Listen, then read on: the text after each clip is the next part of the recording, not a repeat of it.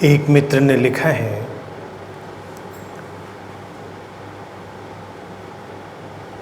कुछ प्रश्न हैं मेरे। वो लिखते हैं कि दिसंबर 14, 2017 में उन्हें समाधि घट गई और तब से अब तक एक ऑटो मोड पर चल रहे हैं। लिखते हैं कि मैं ब्लिस से, पीस से और नो माइंड से गुजर रहा हूँ।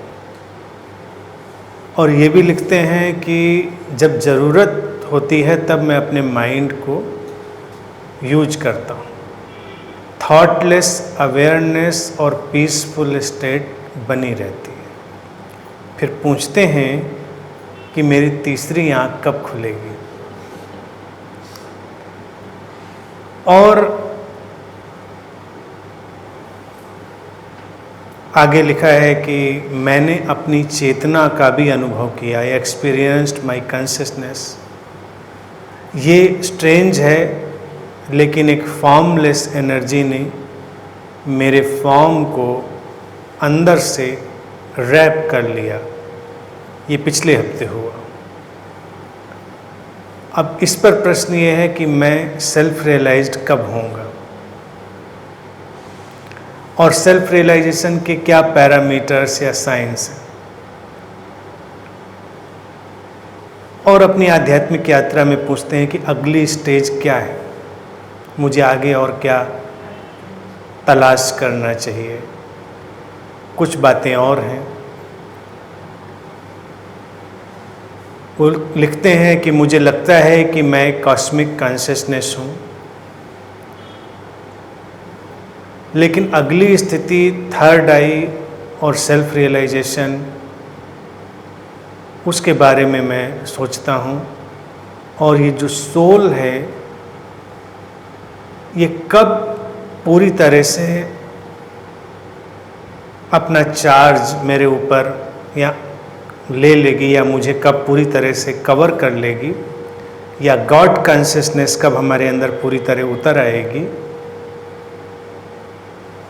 और जब गॉड कॉन्शियसनेस उतर आएगी तब वो लिखते हैं कि क्या मैं बाहर की घटनाओं को प्रभावित कर पाऊंगा।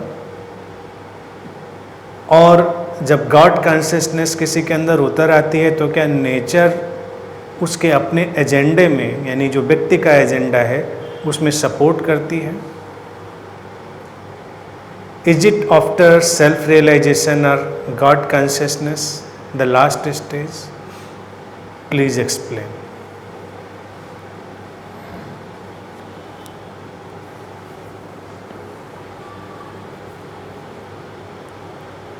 इसलिए ही मैं कहता हूँ कि थोड़ा स्पिरिचुअल लिटरेचर कम पढ़ना चाहिए। आध्यात्मिक साहित्य की बहुतायत है, और आज के मनुष्य की जो सबसे बड़ी समस्या है कि उसके पास वन क्लिक अवे सारा नॉलेज, सारी इन्फॉर्मेशन है। पहले की पीढ़ियों के पास ये सुविधा नहीं थी। उनको तमाम तरह का ज्ञान इकट्ठा करने के लिए मेहनत करनी पड़ती थी, लाइब्रेरी जाना पड़ता था, तमाम किताबें कंसल्ट करनी पड़ती थी। तो कई लोग उससे थोड़ा चूक जाते थे।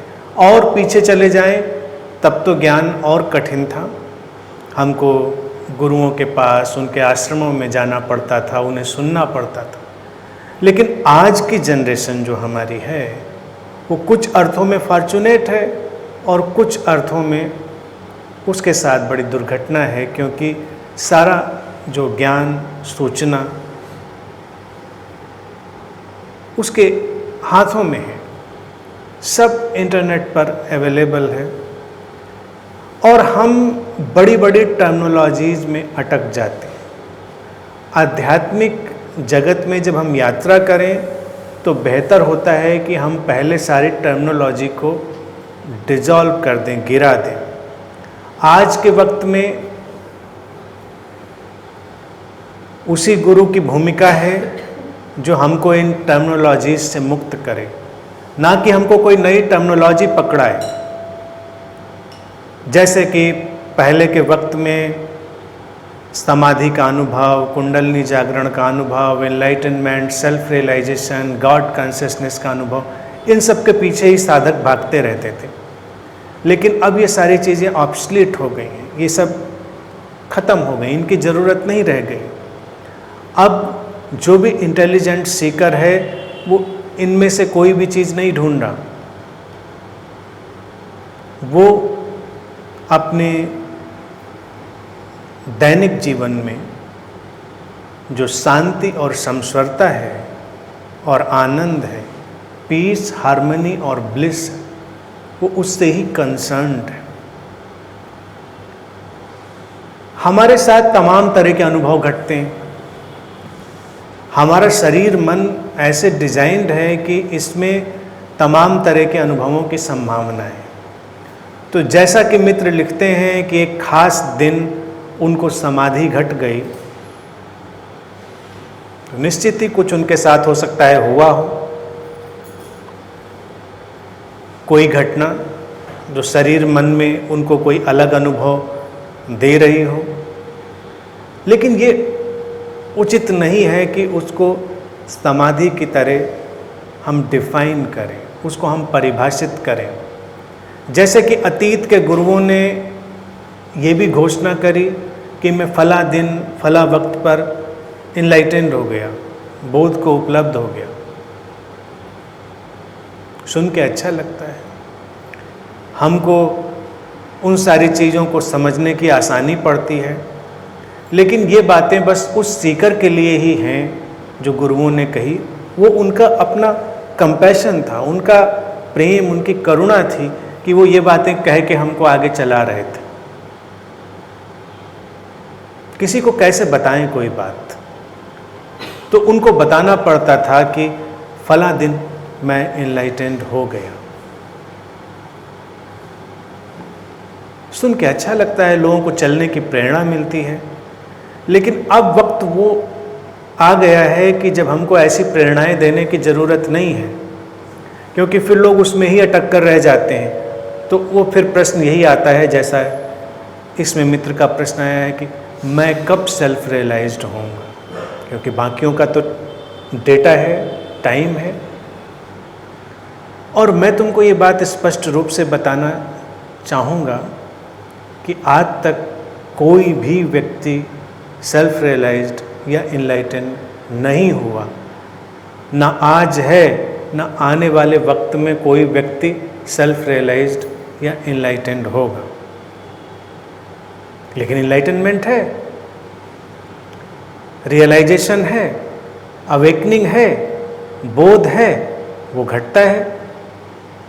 अब तुम्हारे लिए गुत्थी ये खड़ी होती है कि भाई इनलाइटनमेंट है, रियलाइजेशन है, बोध है, तो फिर मुझे क्यों नहीं घटेगा या किसी को क्यों नहीं घटा। पहली चीज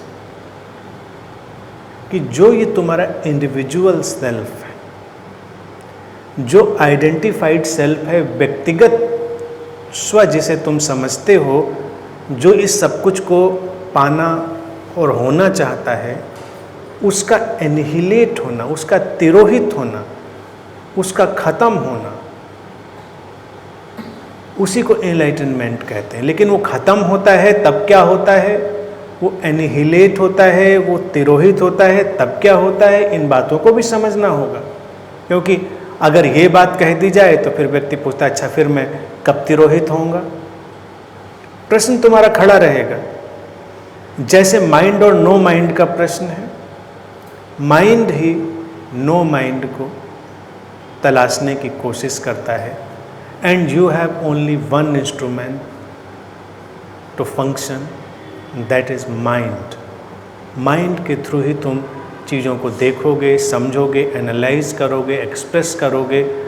थॉट या थॉटलेसनेस, थॉटलेसनेस से तात्पर्य है गैप, जब थॉट्स कम होंगे। थॉट्स तो बादलों की तरह हैं, क्लाउड्स की तरह, वो आएंगे जाएंगे। कॉन्शियसनेस आसमान की तरह, स्काई की तरह। अब तुम्हारा जोर नहीं कि बादल कम आएंगे कि ज़्यादा आएंगे। तो कभी तुम ज़्यादा विचारों को देखोगे तब तुम्हें लगेगा ये बड़ी थॉट से भरी हुई, विचारों से भरी हुई स्थिति है। और कभी जैसे आसमान से बादल हट जाएं, आसमान साफ हो। ऐसा भी होता है जब तुम्हारे पास कोई विचार लगता है नहीं है, लेकिन ऐसा नहीं है कि विचार कहीं खो गए, वो बह रहे हैं, वही उनका स्वभाव है। तो तुम ये सारी स्थितियां अनुभव करते हो, ये घटती हैं, इनके ऊपर तुम्हारा कोई भी नियंत्रण नहीं है और किसी का भी कोई नियंत्रण नहीं रहा। भगवान बुद्ध ने इसीलिए एक कॉन्सेप्ट दिया था अनत्ता का, अनात्मा का। जब कोई भी आत्मा तुम्हारे पास नहीं रह जाती, यानी कि when you don't have any self. Self एक इल्यूजन है, सेल्फ हमारा क्रिएशन है, हमारी कंडीशनिंग का क्रिएशन है, जिसको हम सेल्फ कहते हैं। तो सेल्फ और सेल्फ में भी बड़ा फर्क हो जाता है। एक हमारा इंडिविजुअल सेल्फ है और एक हमारा कॉस्मिक सेल्फ है। हम ज़्यादातर बात करते हैं उस इंडिविजुअल सेल्फ की ही, और जब सेल्फ रियलाइजेशन की हम बात सोचते हैं तो हमको लगता है कि वो इंडिविजुअल सेल्फ है, उसमें ही कुछ ऐसा हो जाएगा जब कोई बहुत बड़ी घटना घटेगी।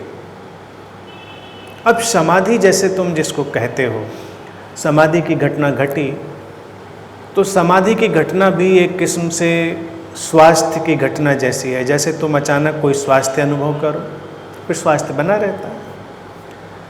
बॉडी माइंड में कभी कभी कोई घटना ऐसी भी घट सकती है जो तुमको ज़्यादा हैप्पीनेस, ज़्यादा पीस दे, लेकिन वो धीरे धीरे ख़त्म भी होती है। जो चीज़ आए और ख़त्म हो जाए वो समाधि नहीं।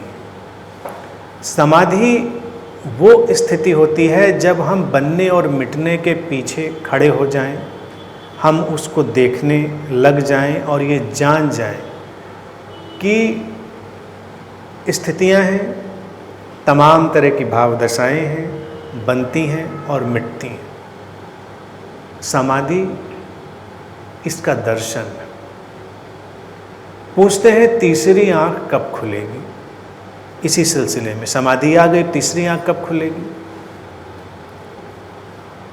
अब जब समाधि घट जाए तो तीसरी आंख का तो कोई प्रश्न नहीं रह जाता कि क्यों खुलनी चाहिए तीसरी आंख, या उसकी अवेकनिंग क्यों होनी चाहिए। लेकिन प्रश्न है तो उसका उत्तर भी आना ही चाहिए। और मैं समझता हूँ कि कोई भी प्रश्न व्यक्ति पूछता नहीं, प्रश्न उसके भीतर घटते हैं। जैसे कोई विचार तुम नहीं ला सकते, ऐसे तुम कोई प्रश्न भी नहीं ला सकते। तो ये प्रश्न भी घटा होगा तुम्हारे भीतर, और हो सकता है अस्तित्व इस बॉडी माइंड से, इस शरीर मन से तुम्हारे लिए कोई समाधान चाहता हो, तो तुम उसको समझने की कोशिश करो, समझो उसको। तुम जिसे समाधि कहते हो उसके बाद तुम थर्ड आई की बात उठाते हो, तीसरी आंख। क्या है तीसरी आंख? एक तो तीसरी आंख को लोगों ने बहुत मिस्टिफाई कर रखा है कि जब तीसरी आंख खुल जाती है, थर्ड आई खुल जाती है, तो व्यक्ति को भूत, वर्तमान, भविष्य दिखने लगता है, उसका आज्ञा चक्र सक्रिय हो जाता है, वो जीवन में तमाम चीज़ें करने में सक्षम हो जाता है, विचारों को पढ़ने लग सकता है, विचारों में एक्सेस करने लग सकता है, और जो बाहरी जगत की रियलिटीज़ हैं उनको प्रभावित कर सकता है। थर्ड आई का मतलब दूसरों को नियंत्रित कर सकता है, इसीलिए उसको आज्ञा चक्र कहते हैं, सेंटर ऑफ कमांड। लोगों की रुचि इसीलिए थर्ड आई में ज़्यादा है क्योंकि उसमें ये सब गिमिक, अगर पता चले कि ये कोई भी गिमिक नहीं है तो कोई भी थर्ड आई में इंटरेस्टेड नहीं होगा, क्योंकि दो आँखों में भी उतना इंटरेस्टेड नहीं है। अब तुम सोचो ये कितनी इम्पोर्टेंट चीज़ है, दो आँखें, कितनी मिस्टीरियस, कितनी मिरेकुलस। कम बात है, अस्तित्व ने हमको देखने के लिए दो आँखें दी, हम उनके माध्यम से इतना खूबसूरत रहस्यमय संसार देखते हैं, ये कोई मामूली बात तो नहीं। और फिर इन दो आँखों का भी हम सम्यक बैलेंस्ड सदुपयोग कब करते हैं, कहाँ करते हैं, हम देख कर भी कहाँ देखते हैं? जो देखते हैं वो सचमुच में क्या देखते हैं, या हम वही देखते हैं जो हम देखना चाहते हैं? अभी तो प्रश्न अपनी दो आँखों को समझने का ही खड़ा हो तो बड़ा भारी है। दो कान अस्तित्व ने दिए हैं, कितनी कमाल की बात है। हमको आवाज़ें सुनाई देती हैं, हम कम्युनिकेशन कर पा रहे हैं उसके माध्यम से सुनकर, और वही बोलने का इंस्ट्रूमेंट, सारा इंस्ट्रूमेंट जो है वो अपने आप में मिरेकुलस। लेकिन क्या हम अपने कानों को भी अभी ठीक से समझते हैं, या उनका सदुपयोग होता है? सुनने की घटना घटती है, या हम वही सुनते हैं जो हम सुनना चाहते हैं? तमाम बातें। और भारत ने इस सब में एक चीज़ जोड़ दी, तीसरी आंख, थर्ड आई।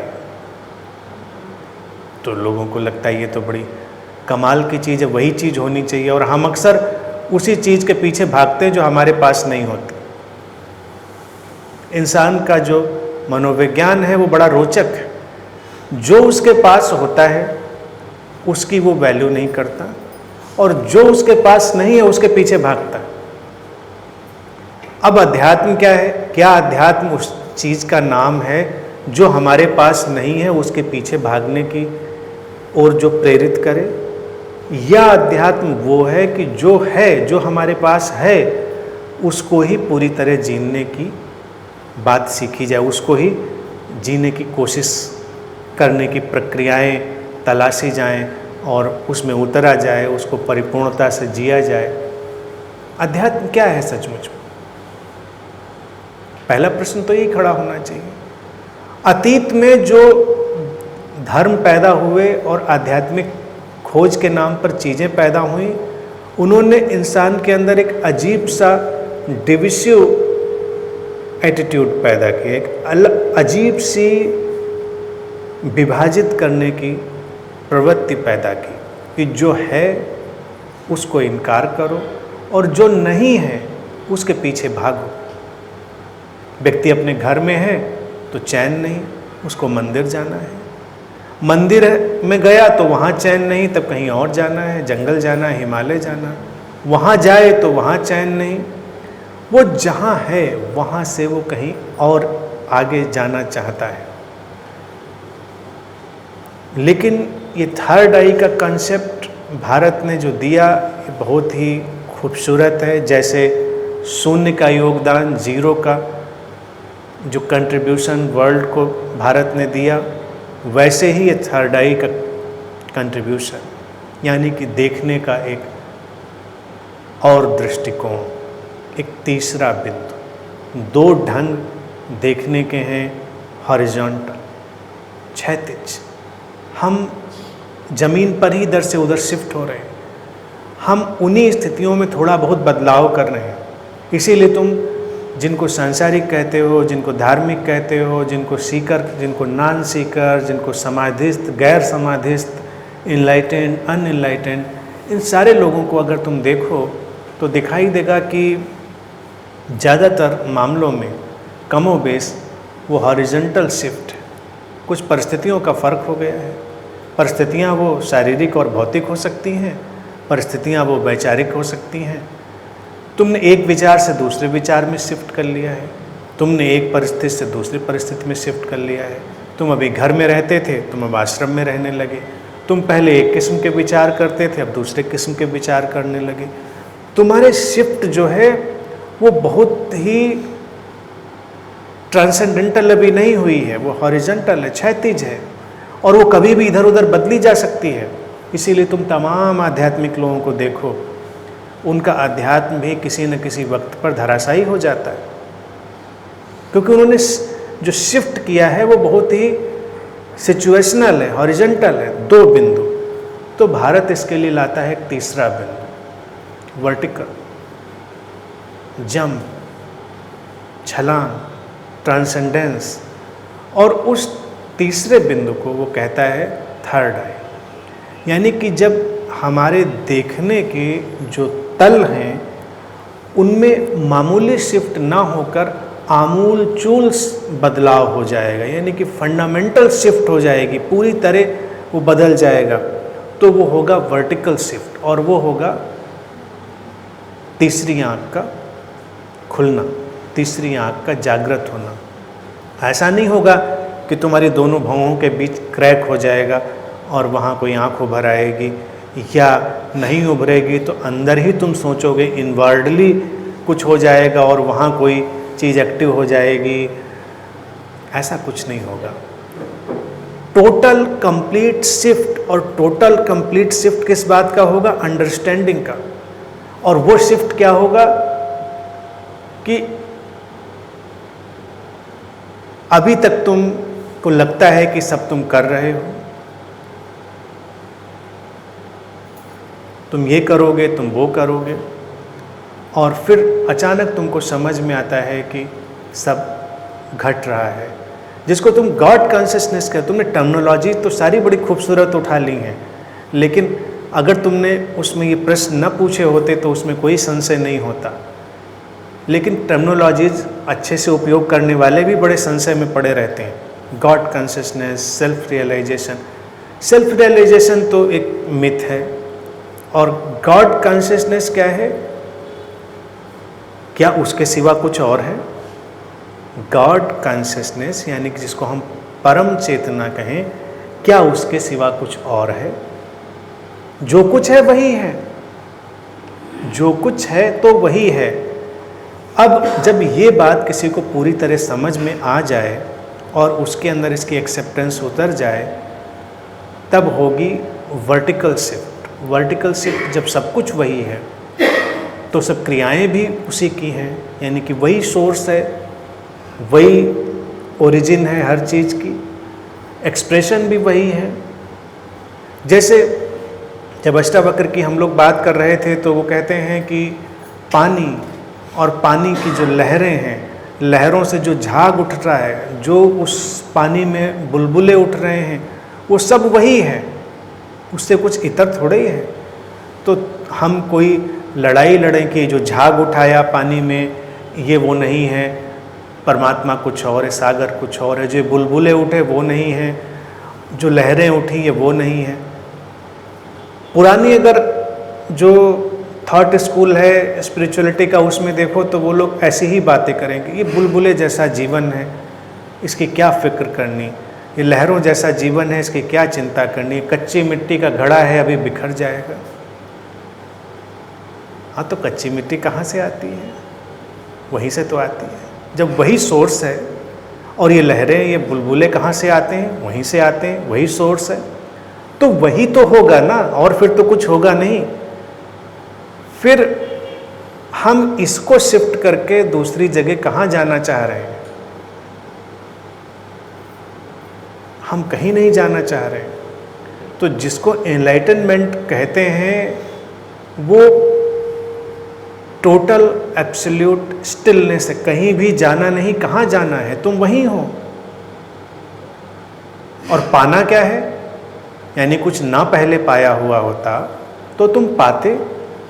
जब सब कुछ ही वही है तो पाया हुआ भी वही है, तुमको उससे अलग नहीं हटना है।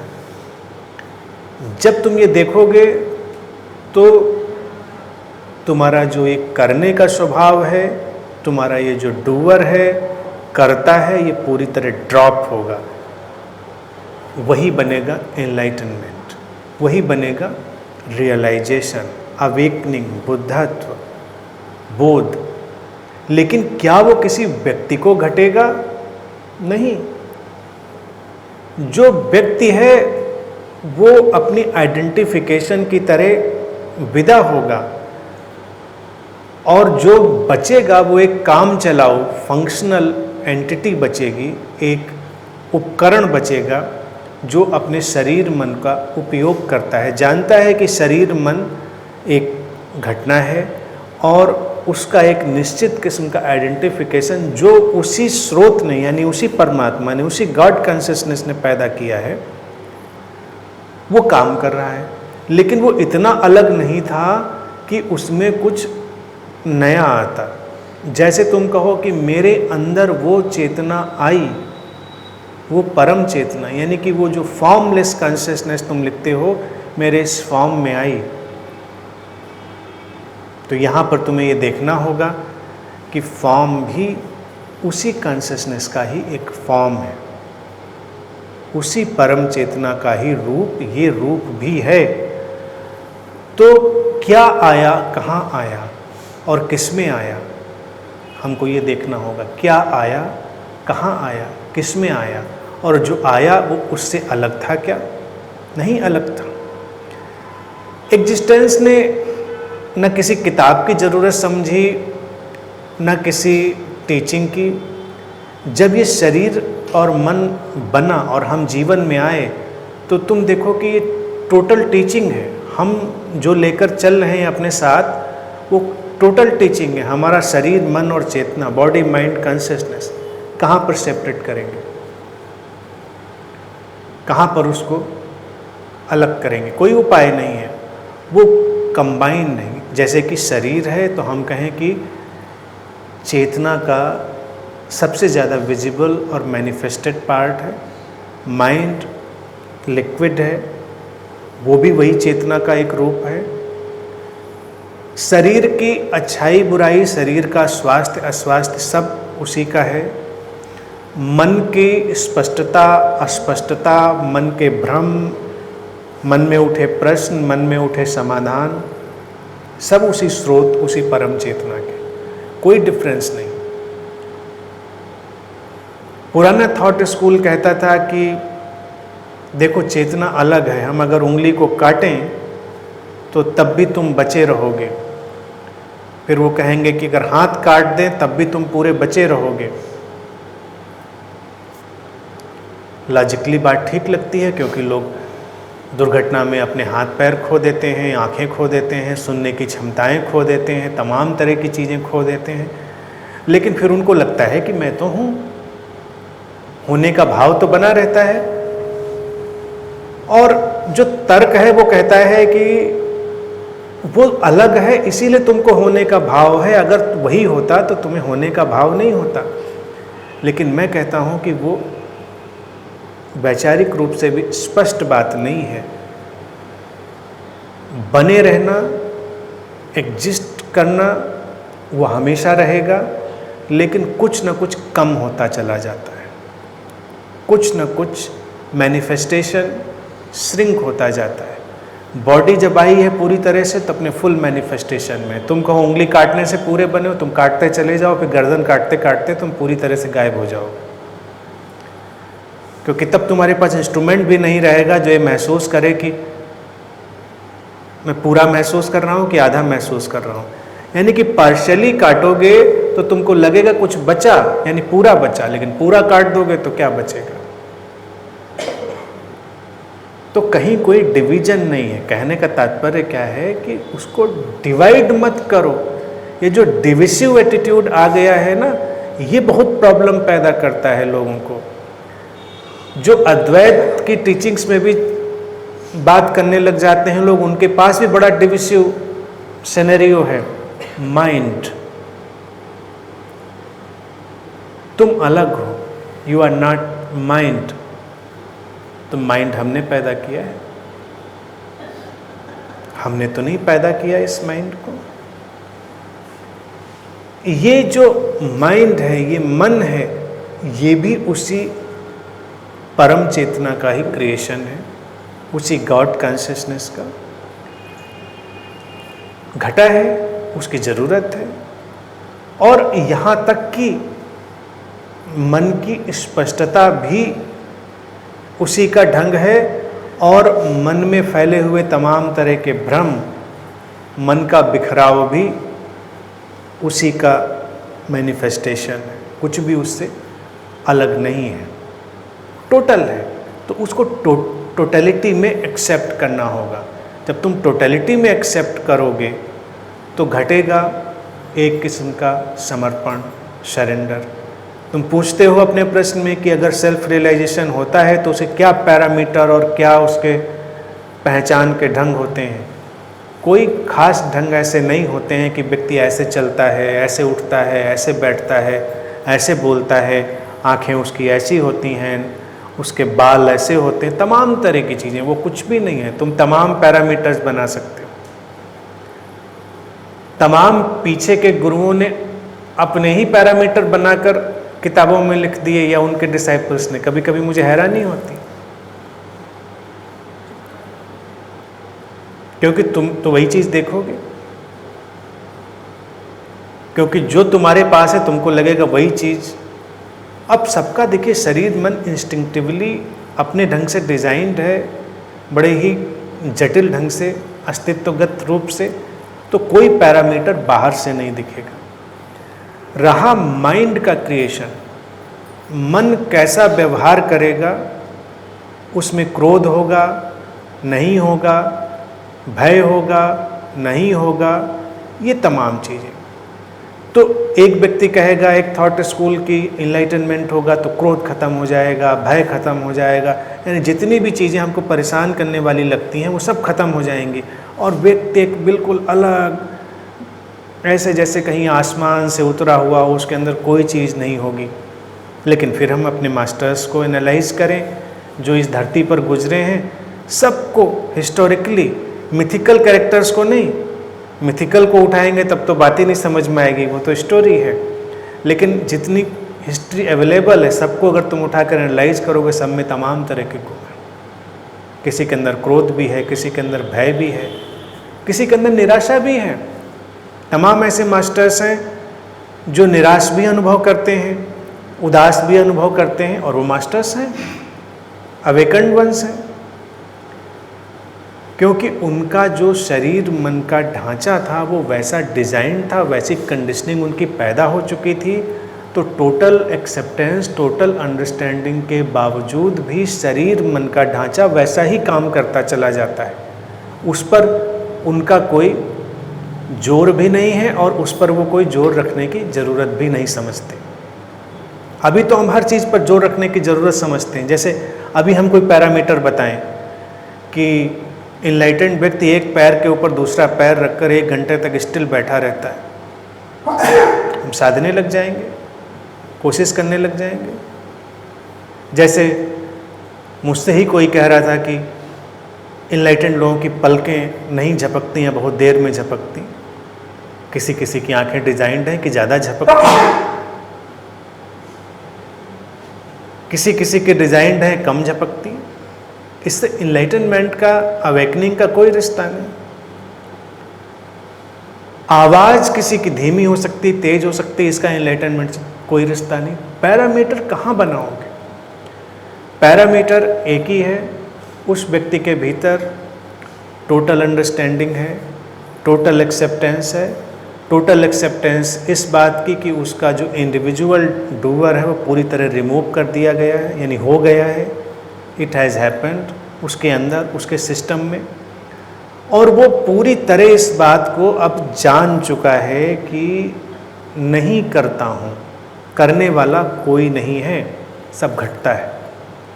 यही पैरामीटर है। अब इस पैरामीटर को बाहर से तो तुम देख भी नहीं पाओगे, बाहर से तुम्हारी समझ में नहीं आएगा, और तुम जब कुछ दिन देखोगे, साथ में रहोगे ऐसे व्यक्ति के, तुम्हें रियलाइज होगा कि कुछ फ़र्क है, शांति है, सहजता है, कृत्रिमता नहीं है, एक जीवन का सहज प्रवाह है। अब देखो, तुम प्रश्न में पूछते हो कि जब गॉड कॉन्शियसनेस घट जाएगी तो क्या मैं बाहरी घटनाओं को प्रभावित कर पाऊंगा, या वो प्रभावित कर पाते हैं? क्या ज़रूरत है बाहरी घटनाओं को प्रभावित करने की या बाहरी जगत को प्रभावित करने की? बिल्कुल भी नहीं करता। एक व्यक्ति जो उस परम चेतना में ही जी रहा है, वो जानता है कि सब उसका ही फैलाव है, तो वो क्यों इंटरफेयर करेगा? करेगा का मतलब ही समझे ना, पेंच यहीं पर है प्रश्न में, कि करेगा वाली बात ही उसको समझ में आ गई है। तो अगर मैं इसका जवाब भी दूं तो गलत प्रश्न का जवाब भी गलत ही होता है। मैं कहूँगा वो नहीं करेगा, तुमको लगा अच्छा तो फिर इसका मतलब वो नहीं करेगा, तो फिर मैं भी नहीं करूँगा। ये करेगा और नहीं करेगा यही नहीं है उसमें, यानी कि डूअर तो दोनों स्थितियों में है। मैं इंटरफेयर करूंगा और मैं इंटरफेयर नहीं करूंगा। डूअर तो दोनों स्टेट में, करता तो दोनों स्टेट में। वो जानता है कि कौन इंटरफेयर करता है, कौन इंटरफेयर नहीं करता है। There is no body nobody to interfere, ना इनवर्डली ना आउटवर्डली। वो इनवर्डली भी इंटरफेयर नहीं करता। जैसे कि अगर उसके अंदर रोना घटे उसके शरीर मन में, तो रोना घट जाएगा। तब वो अंदर भी इंटरफेयर नहीं करेगा कि तुम रोगे, इनलाइटेंड होकर, सेल्फ रियलाइज्ड होकर। उदासी घटेगी, उदास हो जाएगा, लेकिन वो ये नहीं जानेगा कि मैं उदास हुआ हूँ। बस ये होगा उदासी घटी है। जैसे सुबह से शाम तक तमाम शेड्स बदलते हैं, मौसम के, ऋतुओं के, तमाम चीज़ें बदलती हैं, लेकिन वो इंडिविजुअल नहीं है। तो हमारे अंदर भी, हमारे शरीर मन में भी तमाम तरह के बदलाव होते हैं जो व्यक्तिगत नहीं हैं। इनलाइटनमेंट इसी अंडरस्टैंडिंग का नाम है कि जब तुम सारे बदलावों से अपना पर्सनल आइडेंटिफिकेशन विड्रा हो जाने देते हो। अगर मैं कहूँगा तुम कर लेते हो, तो तुम कोशिश करने लगो कि मैं कब विड्रा करूँगा, उसका कोई उपाय बताइए। तो कोई उपाय नहीं है उसका कि तुम विड्रा करो, वो विड्रा होगा। जब होगा उसी स्टेज को कहेंगे ये एनलाइटनमेंट, कि अब जब इंटरनल इंटरफेयर नहीं है तो आउटर इंटरफेयर भी नहीं है, कि क्या हो बाहर और क्या ना हो बाहर, वो एक टोटल एक्सेप्टेंस में। और इसी स्थिति को बहुत सरल शब्दों में अगर मैं कहूँ तो कहेंगे डिवोशन, भक्ति। एक ज्ञानी व्यक्ति का, इनलाइटेंड व्यक्ति का जो लक्षण होगा वो होगा डिवोशन का, भक्ति का। लेकिन वो भक्ति ये नहीं होगी कि वो कहीं पूजा कर रहा है, मंत्र पढ़ रहा है, कुछ कर्म कांड कर रहा है। भक्ति अपनी प्योरेस्ट स्टेट में, शुद्धतम अवस्था में जो डिवोशन है वो यही है कि तुम पूरे अस्तित्व के साथ सिंक्रोनाइज होकर जी रहे हो और तुम इस चीज़ को पूरी तरह अब जान चुके हो कि केवल वही एक चेतना है, वही मैनिफेस्टेड है, वही अनमैनिफेस्टेड है, सब उसी का रूप है। और जब सब उसी का रूप ही है, मैनिफेस्टेड और अनमैनिफेस्टेड, तो करने वाला एक इल्यूजन है।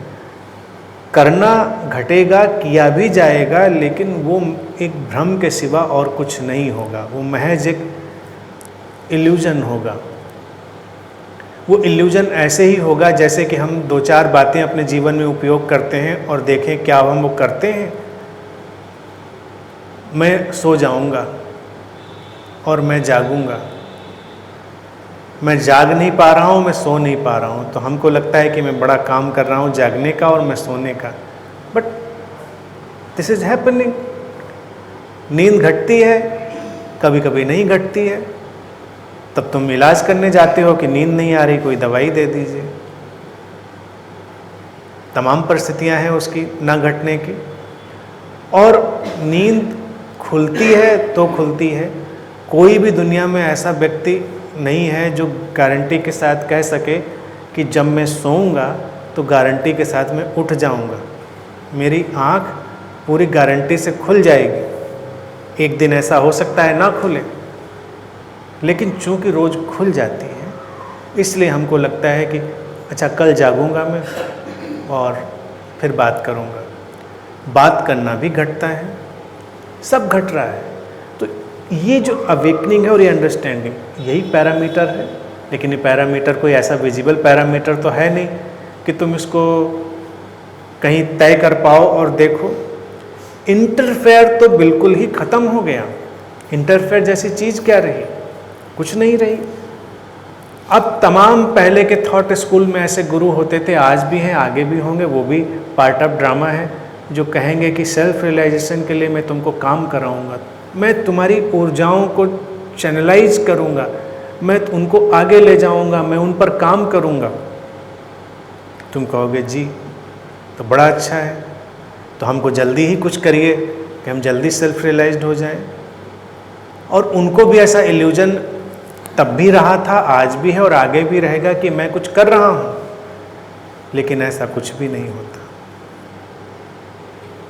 जो एनिहिलेशन ऑफ पर्सनल डूअर है वो जब घटता है तभी घटता है।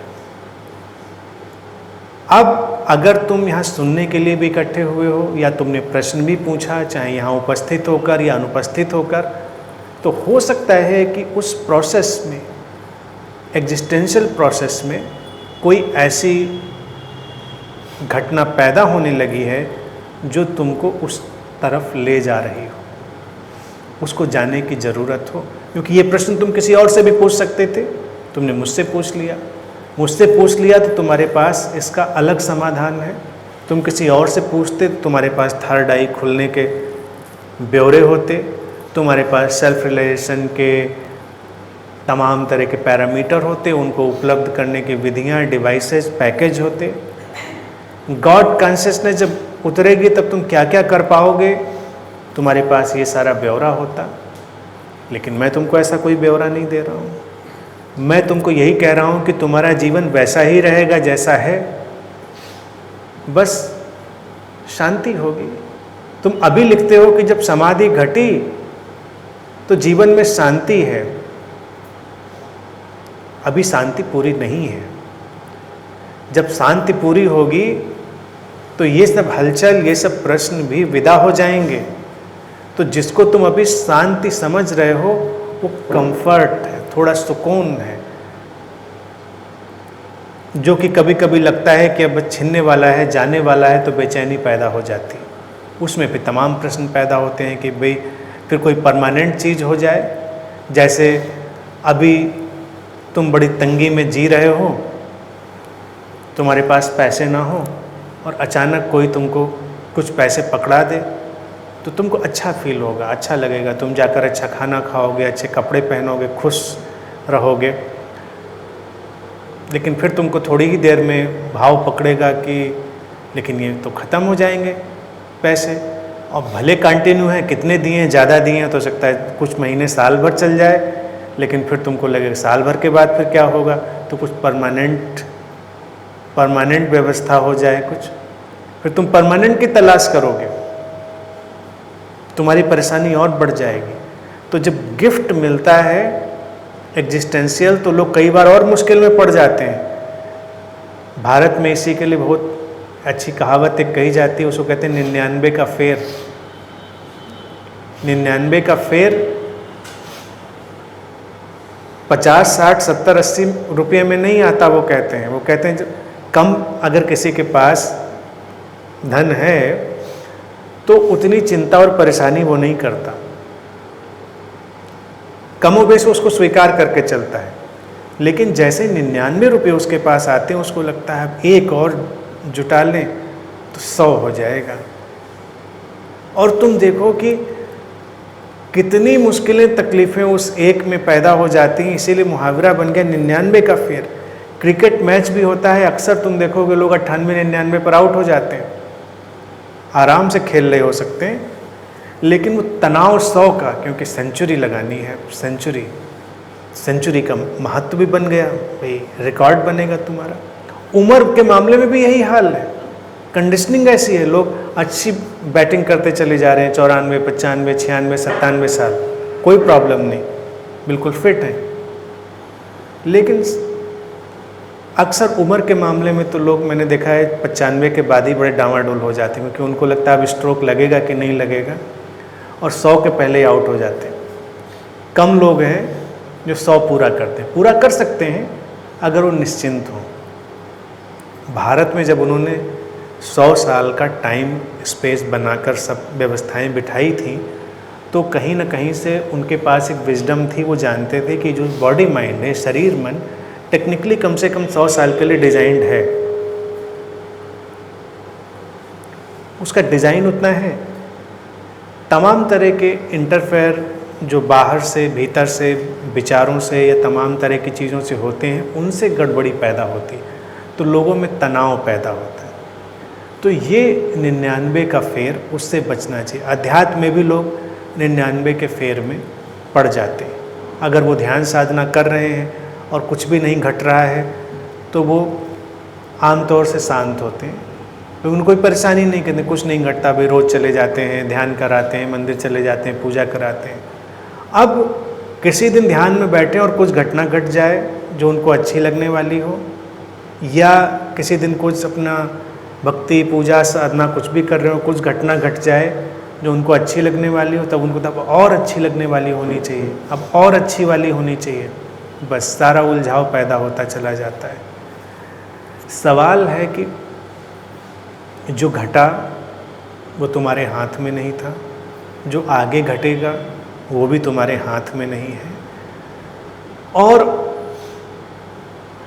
तुम गॉड कॉन्शियसनेस और इनलाइटनमेंट अगर इसलिए पाना चाहते हो कि तुम उसको एंजॉय कर सको, तो मैं तुमको सजेस्ट करूंगा बेहतर है कि तुम कोई लग्जरी कार खरीदने के बारे में सोचो, या कोई अच्छा घर, या कोई अच्छी धन की स्थिति, तुम उनको एंजॉय भी कर पाओगे। लेकिन अगर इनलाइटनमेंट घटा तो तुम्हारा जो इंडिविजुअल सेल्फ है, आइडेंटिफाइड सेल्फ, वो पहले ही रिमूव हो जाएगा, उसको एंजॉय करने के लिए तुम होगे ही नहीं। तो आज तक ऐसा कोई व्यक्ति नहीं हुआ जो कहे कि बहुत मज़ा आ रहा है इनलाइटनमेंट में, इनलाइटनमेंट का तो क्या स्वाद है और मैं क्या फील कर रहा हूँ उसमें। बोलते हैं लोग तमाम, क्योंकि अभी उनको उस चीज़ का पता नहीं, तो बोल सकते हैं, क्योंकि अब जैसे कि तमाम चीज़ों को फिगर आउट करने का अपना अपना कॉन्सेप्ट है, लेकिन जिस इनलाइटनमेंट की बात बुद्धा कर रहे हैं, जिस इनलाइटनमेंट की बात मैं कर रहा हूँ, जो टोटल अंडरस्टैंडिंग, वहाँ पर तो तुम एक फंक्शनल एंटिटी मात्र रह जाते हो, एक आइडेंटिफाइड फंक्शनल एंटिटी, जिसमें तुम्हारा कोई इंडिविजुअल जो सेल्फ है वो होता ही नहीं। तो ये कहने के लिए भी कोई नहीं होता कि इनलाइटनमेंट में बड़ा मज़ा। इनलाइटन लोगों को जीते हुए देखा गया, तो बाहर से देखकर लोगों ने उनके बारे में बहुत सारे नाम बनाए, देखने में चूँकि वो एक सिंक में है, एक फ्लो में है, टोटलिटी के रिद्म में है, तो उनके माध्यम से जो बोला जाएगा उसमें टोटलिटी की अनुगूंज होगी, उनके माध्यम से जो जिया जाएगा उसमें उस टोटलिटी का फ्लेवर होगा, वो एक टोटल रिपल होगी, वो मूव करेंगे, मिरेकल्स होंगे, तमाम चीज़ें होंगी, तो लोगों को लगेगा कि फिर इनलाइटनमेंट के साथ मिरेकल होते हैं। नहीं, कोई मिरेकल वो नहीं करता, मिरेकल तो हो रहे हैं ना टोटलिटी के रिद्म में। अब देखो बाहर नहीं हो रहे क्या, पतझड़ आ रहा है, पत्ते गिर गए, हमको लगा सब खत्म, पेड़ सूख गए, फिर कोपले फूट आई, हमको लगा कि अर्थक्वेक आ गया, सब तहस नहस हो गया, फिर सेटल्ड हुआ, फिर चीज़ें हुई, तमाम क्या नहीं हो रहा है इस टोटलिटी के रिद्म में। तो एक इनलाइटनमेंट का फिनोमेना जब किसी खास तरह के शरीर मन में, पर्टिकुलर बॉडी माइंड में घट जाता है, तो उसके साथ एक टोटल रिद्म चलती है। उस टोटल रिद्म को जो लोग बाहर से देखते हैं उनको लगता है बड़ा मिरेकुलस है, लेकिन जो वो एंटिटी है वो इसको कुछ भी इंजॉय नहीं कर रही होती, उसको इसका कुछ भी पता नहीं कि क्या हो रहा है क्या नहीं हो रहा है सब बस ऐसे ही। तो इसलिए तुम उनकी फिक्र मत करो। God consciousness, enlightenment, self realisation वो अपने आप घटेंगे जब उनको घटना होगा। और तुमको अगर एंजॉय करना है, खुश रहना है, तो जो मैंने सजेशन दिए हैं तुम उनके बारे में सोच सकते हो। बाकी जो जैसा है वैसा ही है।